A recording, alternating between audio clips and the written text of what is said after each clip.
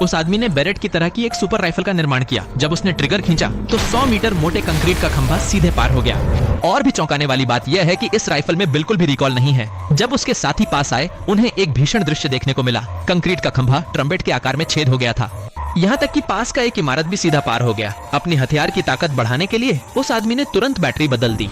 फिर उसने अपने साथी से पूरे परीक्षण को रिकॉर्ड करने को कहा। जब उसने फिर से गोली चलाई तो दूर एक पुल सीधे ढह गया। उसने वह रिकॉर्डिंग मिलिट्री को दिखाई। उम्मीद थी कि वह हथियार को उच्च कीमत पर बेच सके, लेकिन मिलिट्री अधिकारी ने कहा केवल वीडियो देखना पर्याप्त नहीं है, इसलिए उसे स्वयं परीक्षण करना होगा। जब अधिकारी ने देखा कि उस आदमी ने हथियार निकाला जो उसके बैग से खिलौने जैसा दिख रहा था तो वह हंसे, लेकिन एलेक्स शांत रहा।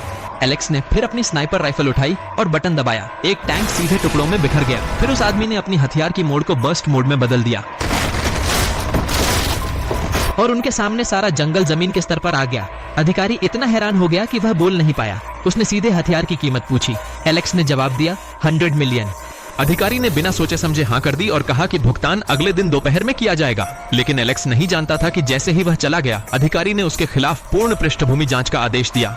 अगले दिन लेन देन का समय भी आ गया। एलेक्स ने सोचा था कि वह करोड़पति बन जाएगा, लेकिन उसे यह भी डर था कि अधिकारी शायद उसे धोखा दे सकता है।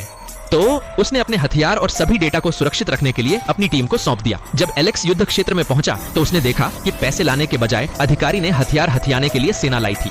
एलेक्स भागने वाला था जब उसने जाना कि अधिकारी ने उसका परिवार अगवा कर लिया। अब उसके पास कोई विकल्प नहीं था। उसने अपनी टीम को फोन कर हथियार समर्पित करने का आदेश दिया।